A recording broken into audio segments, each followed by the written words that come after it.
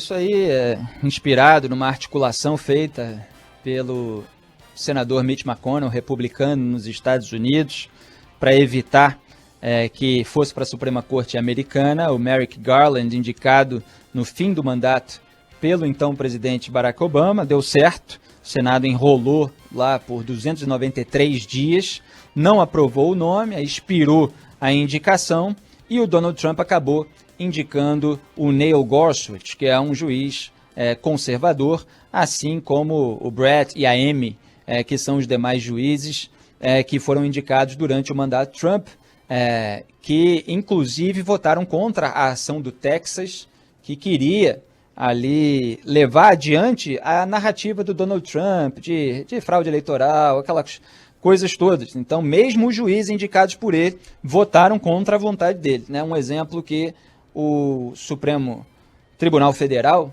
porque a gente trata aí com esses nomes diferentes, Suprema Corte lá nos Estados Unidos, Supremo Tribunal Federal aqui no Brasil, embora alguns falem Suprema Corte também, mas o nosso STF brasileiro deveria ter esse tipo de comportamento mais vezes, né?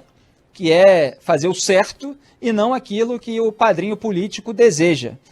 Lamentavelmente, os juízes, ministros do Supremo Tribunal Federal, eles fazem muito mais o que o padrinho deseja, como demonstraram aí Rosa Weber, Dias Toffoli, Ricardo Lewandowski, Carmen Lúcia, ajudando a varrer toda a sujeira do Lula para debaixo do tapete. A boiada da impunidade passou ali, que é um negócio realmente, não é impressionante, porque a gente já acompanha há muito tempo, sabe que ia ser assim, fez todos os alertas, mas está passando, né? O Lula está ganhando aí o saidão dele, se livrando de todos os casos, para poder ficar limpinho para a campanha de 2022, e Lewandowski é o mais fiel de todos ao seu padrinho, então ele vai empurrando tudo. É claro que não tem razão nenhuma, a argumentação do Lewandowski é sempre um ataque histérico, né?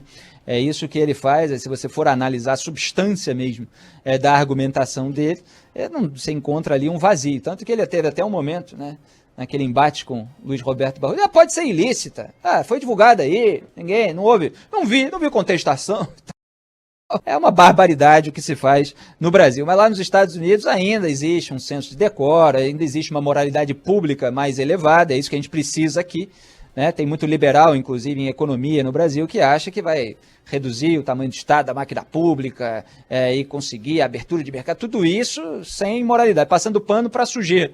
Não dá, sem moralidade o resto se corrói. Eu falei essa frase anos e anos atrás e tudo está se mostrando verdade agora, nesse momento em que se faz uma reforma administrativa para aumentar o número de cargos de livre nomeação, né? Então a gente viu o caso aqui de um servidor com estabilidade. E não é que a estabilidade tem que ter para todo mundo, é análise criteriosa. Para ver coisa doutrinária, aí você liga no programa da claque bolsonarista, você liga no programa da claque lulista, que está turbinada aí com as suas linhas auxiliares nesse momento, com a perspectiva de poder, todo mundo querendo aí as suas verbas de novo. Mas aí você tem lá, ou é estabilidade ou é contra, ou é a favor ou é contra. Se você não é isso, você é aquilo e tal. E o mundo é um pouco mais complexo do que esse tipo de coisa.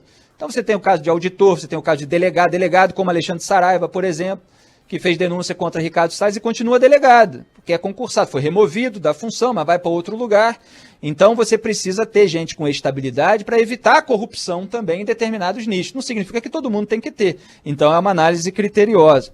Mas enfim, e agora o Senado brasileiro está cogitando a hipótese de demorar e ir cozinhando a banho-maria essa indicação do André Mendonça, que é uma dessas figuras subservientes ao bolsonarismo. Em alguma outra oportunidade eu comento com mais calma, porque essa novela ainda vai demorar.